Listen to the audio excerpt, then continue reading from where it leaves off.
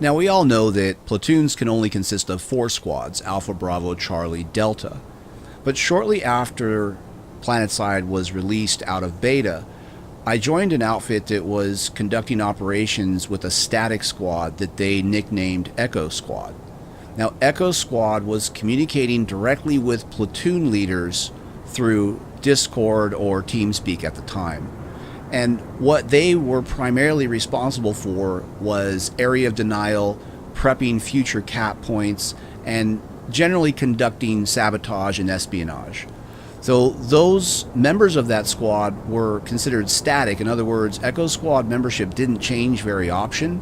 There was somewhat of a wait list to join that squad within the outfit, and they trained separately amongst themselves on, I think it was Saturdays. And they got together and they conducted some ops with the various platoons in our outfits. Now, Echo Squad consisted of 4 infiltrators, 4 light assaults, 4 engineers. And the way they operated was really specific. So without getting into debates about what's the best classes for an Echo Squad, I'm just going to share with you how our outfit performed its operations. So there would be a platoon at Southern Pass, let's say. And the platoon had essentially secured the pass and was getting ready to head to the AMP station. Before they even started to leave Southern Pass, Echo Squad would already have a stealth sunder on one flank and another stealth sunder on a second flank. Now, it's important when these stealth sunders were actually en route that the squad was split evenly amongst its classes. So, for example, there would be 2 infiltrators, 2 light assaults, and 2 engineers in each of the 2 sunders. Therefore, if one sunder was intercepted, that wouldn't necessarily stop the operation that Echo Squad was trying to conduct. They would still be able to deploy, hopefully, one of the sunders, and the remaining members that were intercepted would simply spawn at that location. Now, a lot of what's going on sounds matter of fact, but it really does take training and working together as a static group in order to get that kind of understanding. In some cases, if a sunderer was destroyed, those members would spawn back at Southern Pass. That would actually slow down Echo's ability to be effective.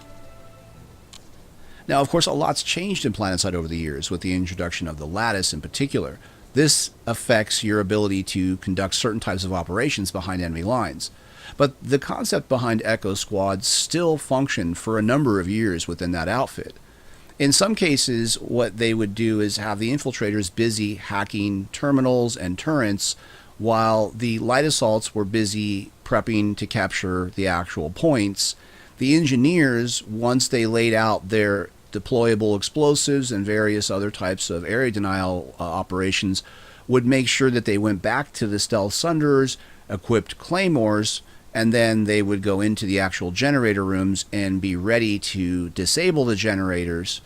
You wouldn't necessarily send the light assaults to do that, because you would want to make sure the light assault's primary focus was capturing the point, and if necessary, defending that point from recapture. So the engineers working the actual generator rooms was effective as long as they had the claymores, so they could secure the room, and then in some cases they would stand back and then wait for someone to try to repair the generator, throwing a couple of grenades in the room, and then rushing in there to shoot whoever was left alive. Now, the one thing that's important to understand about Echo Squad as far as actually taking over bases is they were much more effective in other ways. When you're in a platoon and you're issuing various waypoints to your squads and to the individual members of a squad, the problem becomes trying to get people to do things very efficiently. So saying you need 6 prowlers on point, it sounds easy, but it gets confusing because there's 48 people. And it's difficult to call individuals out, 6 individuals to do something. So Echo Squad became very versatile in the fact that you could quickly in the Discord say, I need Echo Squad to pull armor and reinforce the point.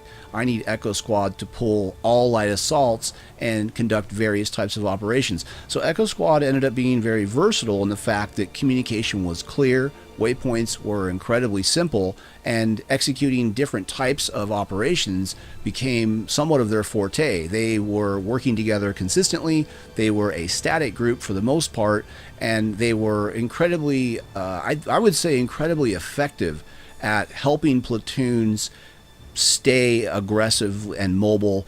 And in some cases, Echo Squad would just plain and simple reinforce platoons that were struggling.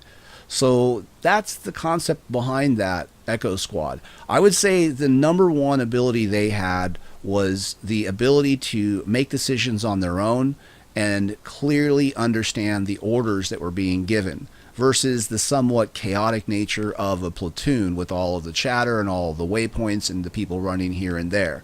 So if you have any questions or comments or suggestions on how you would run a Echo Squad, feel free to post those below, and I'll see you in the next video.